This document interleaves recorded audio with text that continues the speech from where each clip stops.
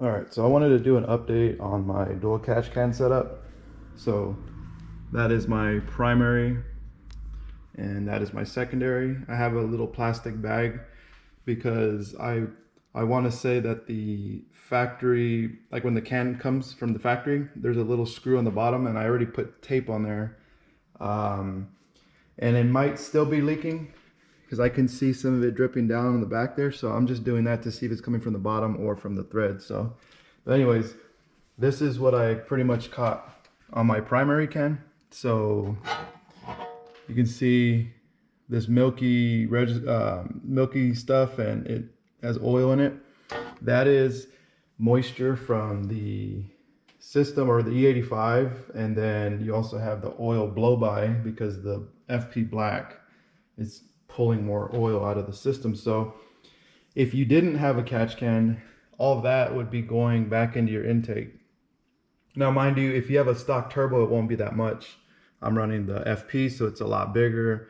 It barely fits under the manifold. So if I wasn't running a catch can at all, and I'd be pulling all of that into my intake, which would also be going into the motor and degrading the ethanol or the octane content of the fuel, therefore creating knock and causing issues. So with the 85, you have a lot higher octane rating, so it's still good, and I use it to prevent knock because obviously these engines knock a lot and stuff, and I don't want anything to happen while I'm under boost. But I wanted to bring it up because this is showing you that I actually am catching stuff, and you could do an AOS, which is fine, but you have to remember the AOS you don't actually empty out, so it goes back into your oil pan.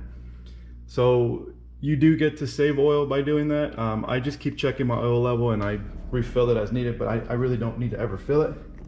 Now this one, the secondary, doesn't look like that.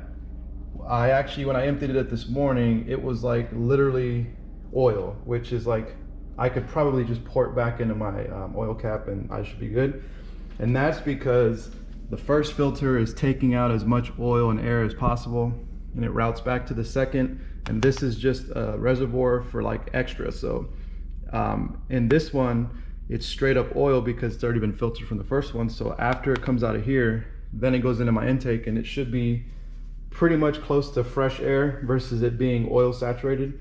So that is why you do want to have an oil catch can at least at a minimum, or have a AOS.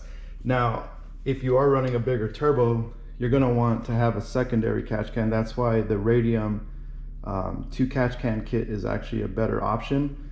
I just have 2 here because they're separated, and I think I only spent like $50 with this setup, so that's why I run it, and it's doing just fine. So if you refer back to my old video of the dual catch can setup and how I routed it, that'll kind of answer any questions if you're wondering how to route it. But in this video, I just wanted to show you pretty much what the catch cans are catching, and that's proof right there that the catch cans are working. So at least you get a better idea of what these motors are producing for blow by versus it just, you know, going back into the system and hoping the intake and the exhaust and the turbo would burn it off like it's supposed to be.